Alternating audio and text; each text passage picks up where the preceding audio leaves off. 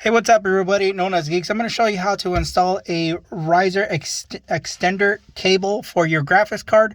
So from horizontal to vertical. So this is horizontal and this is vertical. This is how you would install your graphics card for a vertical right here. So what this does is it gets rid of graphics card sag. So mine a Vega 64 Red Devil, and these cards are pretty heavy. And what happens is when you have your graphics card, it's supposed to be straight, right? Sometimes it sags downwards, and that could put pressure on the PCI Express Lane, which is back here. So let me show you what it looks like.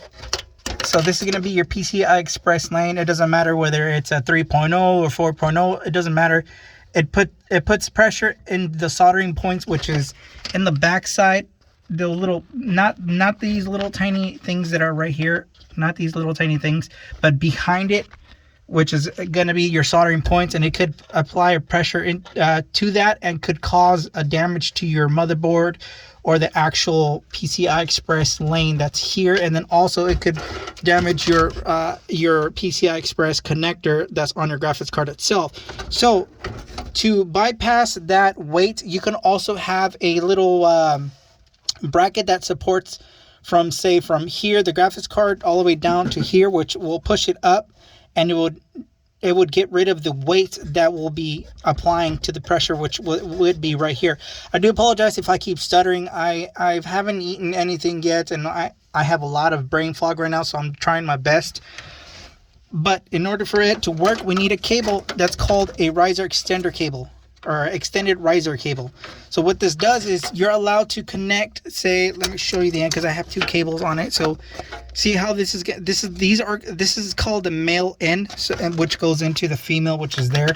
So all you got to do is just connect the cable itself into the female part of the PCI Express lane. See how it snapped into place, because they will snap because of this.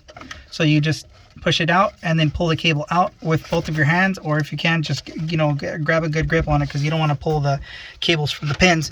And then I got a second cable, and the reason why I got the second cable is because my graphics card the cable wouldn't reach all the way down to the it wouldn't reach all the way to the graphics card itself because it was too short.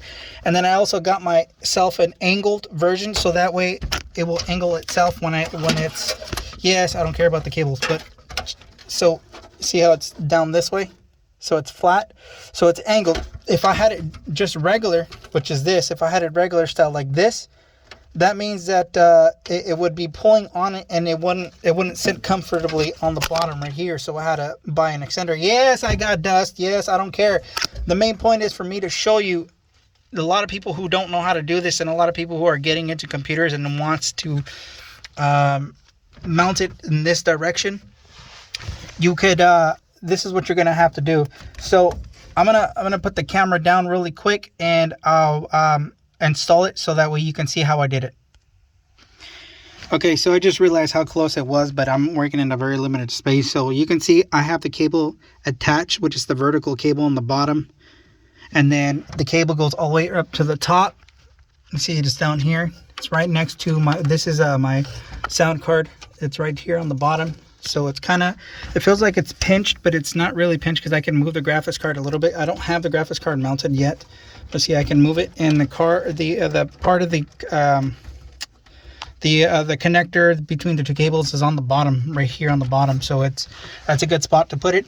And you can see where it mounts right here. So all you got to do is just connect two screws. Make sure you don't lose your screws. I lost so many screws. But your screw would go inside, not here. It would go right here. This is for like say you had an HP computer and they have the little grooves. This will slide into the groove and prevent it from moving with extra, like just basically like speed bumps on a road. It's slow. It just basically gaps it, so that way it doesn't move anywhere when you have the two screws on there. It gives it more of a I don't know why I said speed bumps. I'm so stupid. But anyways, it just basically stops it from moving. It's just extra stopping whatever. But you put your two screws, one here and then one right here. This is the most important one because see how it's a small little tiny gap, and this one's an open gap over here. See how it's an open gap? So the graphics card could slide out if you're not tightening down enough. So right in that tiny one right there, that one be the best one to mount it. And then from there, you're gonna have to make sure your graphics card is as straight as possibly you can. I put a fan down here to help me out to lift up the graphics card itself, because since it's so heavy and the little close in space that I'm in right now, because I don't want to take my computer out, because I've saw a lot of people breaking their plexiglass and I don't want to break my plexiglass, so I leave it where I feel like it's the most comfortable. But anyways, that's how you mount a riser extender cable to a graphics card. And as I said, this is basically to get rid of any kind of lag on the PCI Express lane and on the graphics card itself. Because if somehow, some way, your PCI Express lane doesn't break, but something breaks on the graphics card, this graphics card cost me $600 when it was released.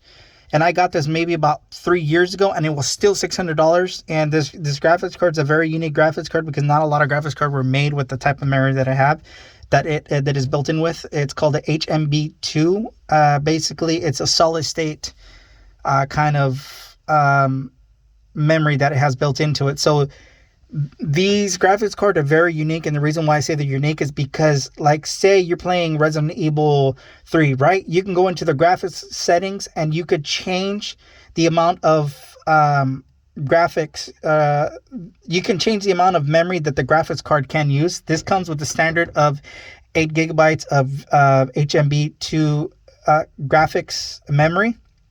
And like, say you want to increase the memory to say like 12. If you have 32 gigs of memory on your motherboard itself, you could share some of that memory share some of this memory to this graphics card. So they'll somehow, some way, it tells the graphics card, hey, you got a lot more room to play these games at a higher setting. So for example, when I was playing Resident Evil 4, I maxed out the graphics completely by giving it a total of 18 gigabytes, and everything ran super smooth. I mean, smooth. I had problems here and there because of, AMD drivers, the problems, and I would have to revert back. But when it worked so well. It's crazy good, and I don't understand why they don't keep using the HMB2. They talked about because it wasn't fast enough because of DDR6 was out and whatnot, whatever. But I saw the specs, and with PCI Express 4 lane, HMB2 would be top tier compared to DDR6. You just got to do your research and you'll see what I'm talking about. But anyways, guys, thanks for watching, and I appreciate what you guys are looking at my channel and whatnot. And I hope you guys have a great day. Remember, this is Known as Geeks. If you have any comments, questions, or concerns, just let me know, and I'm willing to go based off of what you guys say. If you guys have any other questions about any other products that I posted on my YouTube channel, just feel free to let me know. And remember, I have played other games, or I have played games in the past, and I'm currently playing games right now. I'll be sure to check out those playlists in the description below. Again, my name is Known as Geeks. Thanks for watching. Have a great day.